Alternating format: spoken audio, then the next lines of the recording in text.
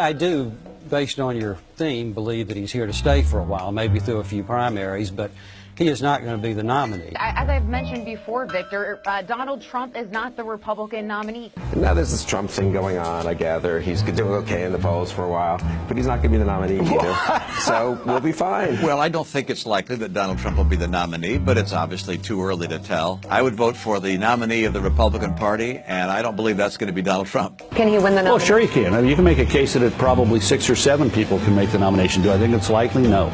The only thing is Donald Trump hasn't won this nomination. The majority of Republican voters don't want Donald Trump as their nominee. And Donald Trump, who is not going to be the nominee. Number one, as a Republican, are you going to be able to support the Republican nominee if his name is Donald Trump?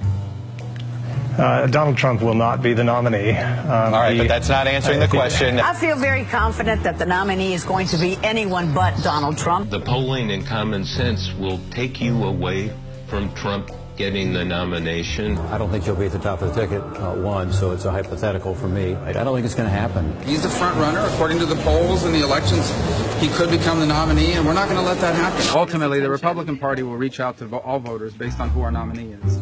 And I don't believe Donald Trump will be our nominee. In fact, it's almost inevitable to say whoever is really the front runner running away with it today is not going to be the nominee.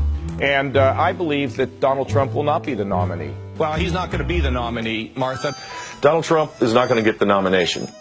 Donald is not going to be the GOP nominee. We're going to beat him. Well, listen, Martha, nobody's going to clinch it on the first ballot. Nobody is getting to 1237. I'm not, but Donald Trump isn't either.